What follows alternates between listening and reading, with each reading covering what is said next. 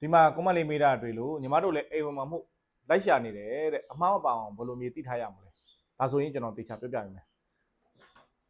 ချမ်းဝဲတဲ့အိမ်ဝဲတဲ့ဆိုတာပိုင်ဆိုင်မှုကိုဝဲတာပိုင်ဆိုင်မှုဆိုတာအဓိကနံပါတ်1ကစာဘတ်စာတန်းနော်စာဘတ်စာတန်းမှန်ကန်မှုခိုင်မာမှုရှိမရှိကိုတေချာလေးစစ်ဆေးပါစာဘတ်စာတန်းအဆက်ဆက်ရှိမရှိကိုတေချာလေးစစ်ဆေးပါပြီးတော့ကျွန်တော်ဝယ်မဲ့ဟေးကဂရမ်မြေလားစလစ်မြေလားပြီးတော့ကျွန်တော်တို့ဘူဘပိုင်မြေလားပြီးတော့မြို့မြေလားစသည်ဖြစ်ပေါ့ဒါလေးတွေတေချာစစ်ဆေးပါနားလေတက်ကျွမ်းတဲ့အင်ချမ်းမြေကိုနားလေတက်ကျွမ်းတဲ့ရှင်းနေတဲ့အလုပ်လုပ်ပါစာချုပ်ချုပ်ပါပြီးတော့ကျွန်တော်တို့ချမ်းမြေအတိုင်းတာကိုပြည်လာမပြည်လာတေချာလေးတိုင်းပါခိုင်ကြရင်ပေက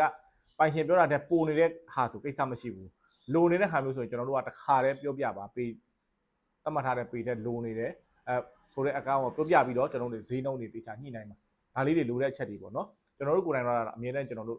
တစ်ခါတလေကြုံတွေ့နေရတဲ့ဟာမျိုးတွေပေါ့နောက်တစ်ခုကတော့ပိုင်ဆိုင်မှုစာပန်းနဲ့စစ်ပြီးမှဆိုရင်ဟိုကချမ်းပြည့်မပြည့်တိုင်းမှာမိမိနဲ့ location တင့်တော်မတော်ရွေးပါနောက်ပြီးတော့နံပါတ်3ကတော့မိမိ location မိမိလိုအပ်တဲ့နေရာနဲ့မိမိလိုချင်တဲ့နေရာနဲ့တင့်တော်မတော်ရွေးပါနံပါတ်4ကတော့စာချုပ်ချုပ်တဲ့အခါရှင်းနေတဲ့ခေါ်ချုပ်ပါရှင်းနေခေါ်ချုပ်တဲ့အခါကျရင်မှုလိုက်တဲ့ရှင်းနေရှိတယ်ကျွန်တော်တို့စာချုပ်ပဲချုပ်ပေးတဲ့ရှင်းနေရှိတယ်အင်ရှမ်းမြေကိုတကယ်နားလည်ပြီးစာဘတ်စာတန်းကိုတကယ်စစ်ပေးပြီးတော့မှ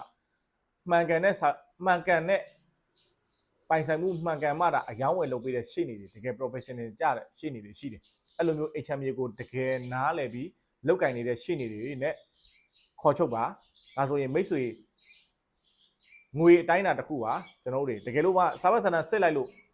မှားနေပြီဆိုရင်တော့ကျွန်တော်တို့တွေ cancel မှာဒီရှင်းနေရပေါ့မဝယ်နဲ့ဆိုတော့ cancel မှာပဲအဲ့တော့စာဘတ်စာတန်းနဲ့မှတ်ကန်တယ်ကိုလိုချင်တဲ့နေရာလဲအဆင်ပြေတယ်ပေကျယ်ဝန်းနဲ့အုပ်ပေးတယ်ဆိုရင်ဒါရွေးချယ်သိတဲ့နေရာမျိုးပေါ့နော်ဒါကြောင့်ဒီချက်လေးတွေကိုတေချာမှတ်ပြီးတော့မိတ်ဆွေတို့အိမ်ဝယ်မယ်ဆိုရင်